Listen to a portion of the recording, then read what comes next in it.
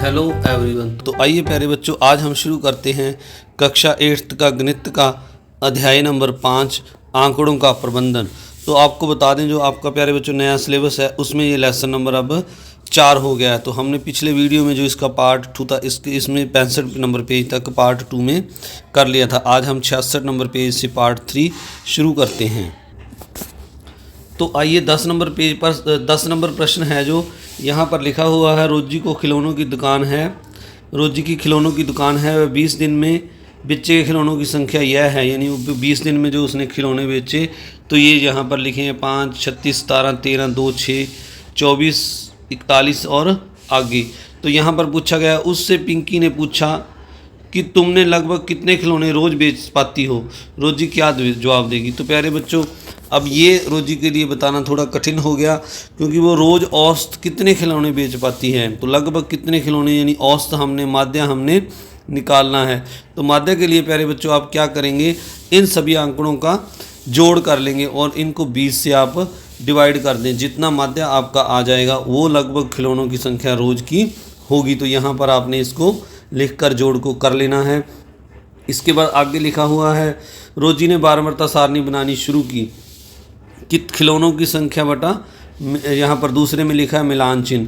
तो अब रोजी ने पहले एक खिलौना है जो एक खिलौना जो बेचा, उसने एक खिलौना है जो कोई एक खिलौना किसी भी दिन यहाँ पर नहीं बेचा है। फिर 2 है, तो 2 खिलौने जो उसने एक कितने दिन बेचे, तो ये एक दिन 2 खिलौने बेचे। इस तरह 3 के लिए शून्य लगा देना है, 3 यहाँ पर एक भी नहीं है। फिर 4 के लिए भी शून्य। 5 जो खिलौने हैं वो 5 जो है यहाँ पर 2 बार आ रहा है, तो आपने यहाँ पर 2 मिलान चिन्ह के रूप में 2 लगा देना है। फिर 6, 7, 8 जो है इनको आपने यहाँ पर निकाल लेना है। और अब आगे पूछा गया है, तभी पिंकी ने बताया कि तुम 10-10 के समूह बनाकर लिखो तो तुम्हें आसानी से पता लग जाएगा। अरे ये तो बहुत लंबी सारणी बनेगी, क्योंकि खिलौने 41 हैं। अब पिंकी यहाँ पर आगे 9, 10, 11 ऐसे करते हुए 41 तक ये सारणी बनाएगी, तो ये काफ़ी लंबी हो जाएगी। अब उसने क्या किया, उसने 10-10 के समूह बनाकर लिखना शुरू किया। तो यहाँ पर आगे लिखा हुआ है, तुम्हारे खिलौनों की संख्या 2 से 41 के बीच में है, तो 10-10 के समूह 50 तक बनाएंगे। तुम चाहो तो 5 का समूह भी बना सकती हो। यदि 30 से थोड़ा कम हो तो हम 20 और 30 होते ही हम 30 से 40 में सारणी में लिखेंगे। लेकिन 30 कौन से वर्ग अंतराल में लिखूं, क्या यह तो वर्ग 2 अंतराल में आ रहा है। तो उसने पूछा है कि अगर मान लो 30 आ गया तो वो कौन से अंतराल में आएगा। तो 10 से 20 में 19 तक आएंगे और 20 से 30 में जो है 29 तक आएंगे। तो 30 हमारा जो अगला अंतराल होगा 30 से 40, उसमें 30 को हम लिखेंगे। यानी आपने ध्यान रखना है, जो पहले वाला नंबर है वहाँ से शुरू करके जो अंतिम 20 है यानी लास्ट वाला, उससे एक कम 19 तक आपने लिखना है। तो सबसे पहले यहाँ पर 0 से 10 में जो है 5 हैं। तो ये हम अगर देखें यहाँ पर 0 से 10 में इसमें 5 लिखा है। तो 0 से 10 में अगर संख्याएं देखें हम 1, 2, 3 और ये 4 और ये 5, तो 5 संख्याएं हैं। तो यहाँ पर उसने 0 से 10 में 5 लिखा है। इस तरह 10 से 20 में अगर हम देखें, तो 10 से 20 में अगर हम संख्याएं देखें यहाँ पर, तो 17, 13, 2 और उसके बाद 19, 3 और 13, 4 और 14, 5 और एक 19 रह गया 6। तो इस तरह अगर आप संख्याएं देखें तो ये जो हैं 6 संख्याएं हैं 10 से 20 के बीच में। इस तरह शेष 20 से 30, 30 से 40 और 40 से 50 में ये संख्याएं लिखी हैं और इनका जोड़ 20 आ रहा है। आगे की सारणी तुम पूरी करो। सारणी पूरी करने के लिए दंड लेख। तो ये अब हमने सारणी को पूरा कर दिया है।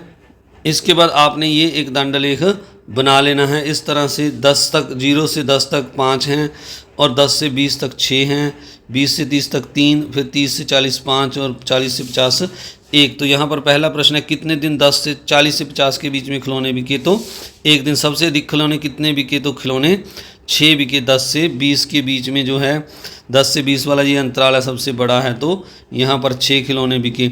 इससे अब अगला प्रश्न है, इसमें हमें यहाँ पर पूछा गया है अगले प्रश्न में, कक्षा के 30 छात्रों द्वारा वार्षिक परीक्षा में प्राप्त किए गए अंक किस प्रकार है। तो प्राप्त अंक और छात्रों की संख्या यहाँ पर लिखी हुई है।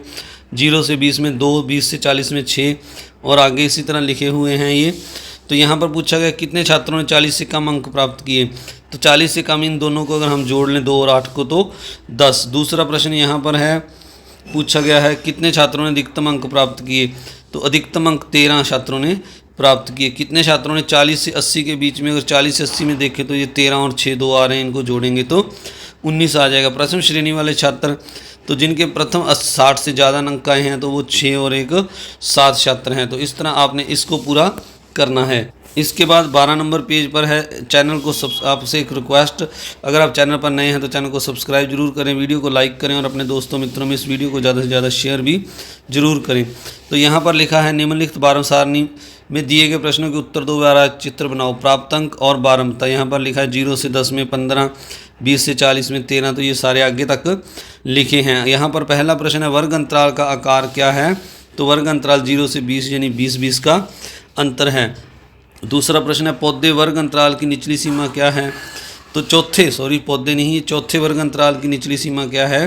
तो चौथे वर्ग अंतराल की निचली सीमा अगर हम देखें तो 60 से शुरू हो रहा है, तो 60 है।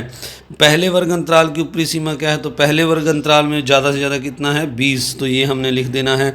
इसके बाद अगला है वर्ग अंतराल की बारहमता न्यूनतम क्या है। तो बारहमता जो न्यूनतम जिसमें कम से कम आ रहे हैं वो 60 से 80 में 10 छात्र आ रहे हैं।